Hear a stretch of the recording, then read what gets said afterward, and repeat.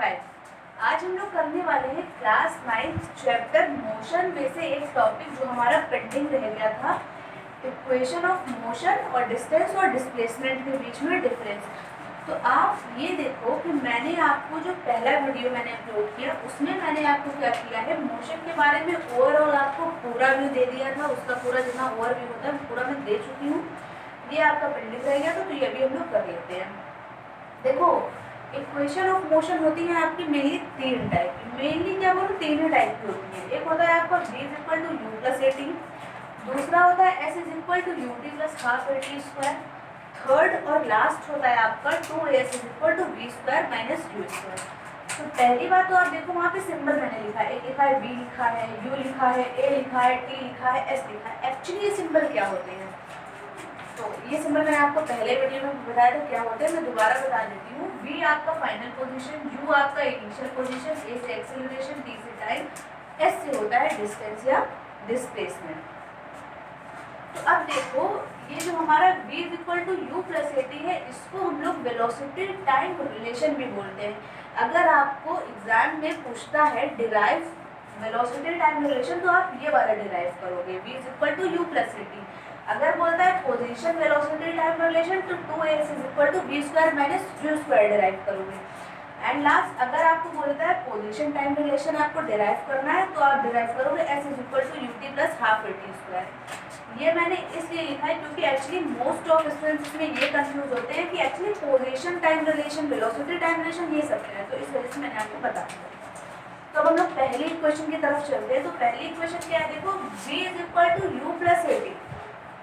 आई hope मैंने आपको पहले भी बोला है कि देखो, चैप्टर और टेक्स्ट बुक आप पहले रीड करो। ये आपकी फर्स्ट प्रायोरिटी होनी चाहिए कि पहले आप वीडियो देखो, देन आफ्टर आप चैप्टर रीड करो। तो अब देखो, चैप्टर में आपको क्या दिया हुआ है कि जो वेलोसिटी टाइम ग्राफ होता है वो कैसा होता है, एक्सेलरेटेड होता है, करेक्ट। तो वेलोसिटी टाइम ग्राफ आपका हुआ एक्सेलरेटेड। तो मैं क्या लिख सकती हूँ, मैं लिख सकती हूँ B D upon A D is equal to N, लिख सकती हूँ भाई मैं।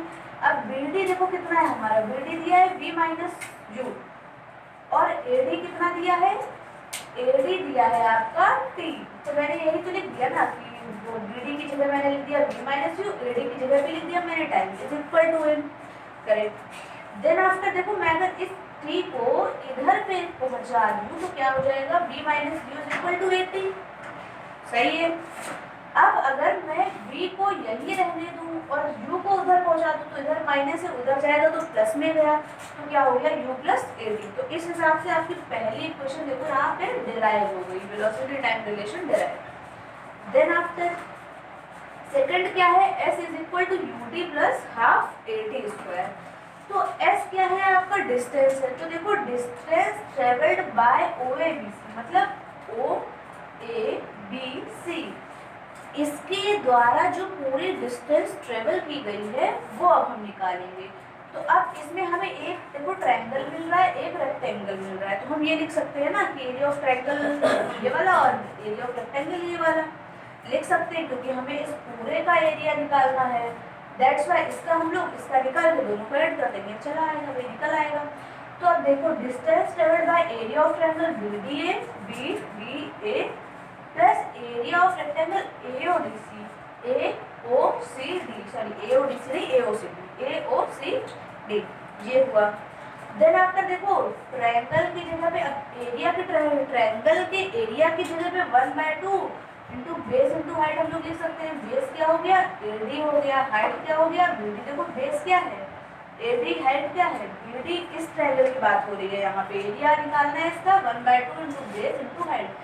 तो ये यहाँ से आ गया प्लस L इंटू बी, क्योंकि एरिया ऑफ रेक्टेंगल क्या हुआ, L इंटू बी हुआ। दैट्स वाई L आपका क्या है, OC। ब्रेथ क्या है आपकी OA, L की जगह पे आप OC लिख दिए, ब्रेथ की जगह पे आप लोग OA लिख दिए, इतना भी क्लियर है। देन आफ्टर अब ये देखो कि जब इतना आ गया आपका, तो अब आप जो डिस्टेंस, अब मैंने यहाँ पे S लिख दिया है क्योंकि डिस्टेंस को हम लोग किससे डिनोट करते हैं, डिस्टेंस या डिस्प्लेसमेंट, तो उसको s से डिनोट करते हैं। दैट्स वाई अब 1/2 AD। अब देखो AD क्या है, AD टाइम है, तो मैंने यहाँ पे टाइम लिख दिया। BD क्या है, BD v माइनस यू है, तो मैंने यहाँ पे v माइनस यू लिख दिया।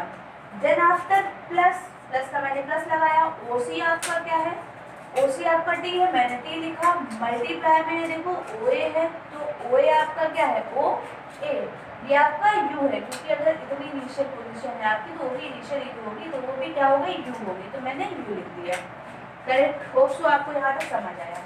Then after s is equal to half का हाफ मैंने लिखा, टी का टी लिखा। अब देखो v माइनस यू, पहले इक्वेशन से आप इसको देखो कि आपने v minus u equal to A t निकाला है, तो v माइनस यू की जगह पे आप ए टी लिख सकते हो। तो बस मैंने वही किया कि v माइनस यू की जगह पे मैंने क्या लिख दिया, ए टी लिख दिया, plus t into u as it is, जैसे लिखा था वैसे ही लिखा है। देन आफ्टर देखो s is equal to half A T square, मैंने किस हिसाब से लिखा, हाफ का हाफ लिख दिया। अब देखो a ये वाला, अब t और t को मल्टीप्लाई करा है तो t स्क्वायर हुआ, तो ये हो गया। फिर उसके बाद में ये देखो कि प्लस टी इंटू यू, तो प्लस, अब ये दोनों मल्टीप्लाई में, तो मैं इसको यू टी लिख सकती हूँ, भी लिख सकती हूँ, क्यों नहीं लिख सकती हूँ, मल्टीप्लाई में क्योंकि, तो मैंने इसको यू टी लिख दिया। तो आपका क्या आ गया, s is equal to U T plus half A t का स्क्वायर। तो इस हिसाब से आपकी सेकंड डेरिवेशन भी हो गई, किस चीज़ की, पोजिशन टाइम रिलेशन की। अब हम लोग थर्ड और लास्ट डेरिवेशन की तरफ चलते हैं, जो कि है हमारा 2s is equal to we square minus का यू स्क्वायर। अब देखो distance travelled by area of trapezium O A B C, O A B C. अब इस पूरे का हम लोगों को क्या निकालना है, एरिया निकालना है। तो एरिया ऑफ ट्रेपेजियम क्या होता है, एरिया ऑफ ट्रेपेजियम होता है sum of parallel side into height. तो अब मैंने लिखा s is equal to, s जान रहे हो ना यहाँ पे क्या है, s यहाँ पे क्या है, s है आपकी डिस्टेंस, किस चीज की, ट्रेपेजियम की डिस्टेंस जितनी ट्रेवल वो कर रहा है वो।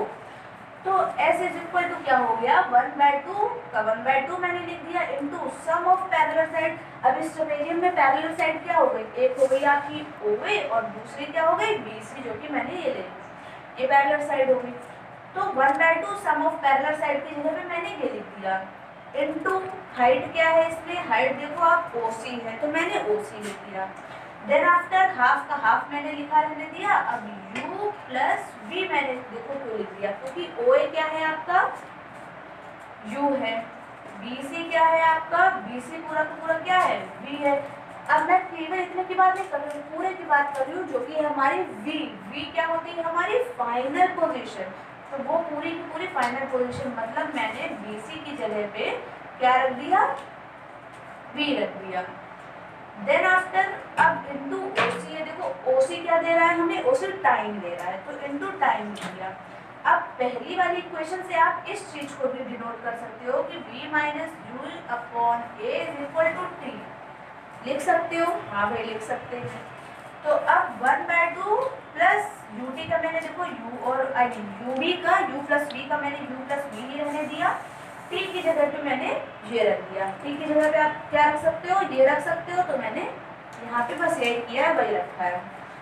s is equal to half का हाफ आपने रहने दिया। अब देखो प्लस माइनस माइनस, इसका मल्टीप्लाई कराओगे v से, तो एक हो गया आपका v स्क्वायर, एक हो गया आपका u स्क्वायर अपॉन a, जो कि a यहाँ पे दिया हुआ है। अब देखो अब ये मल्टीप्लाई में है 1/2 into v square minus you square upon a, और अगर हम इसको मल्टीप्लाई कराएंगे तो हमें क्या मिल जाएगा, अगर 1 का मल्टीप्लाई इन दोनों से कराएंगे v square minus you square से, तो हमें क्या मिलेगा, v square minus you square ही मिलेगा।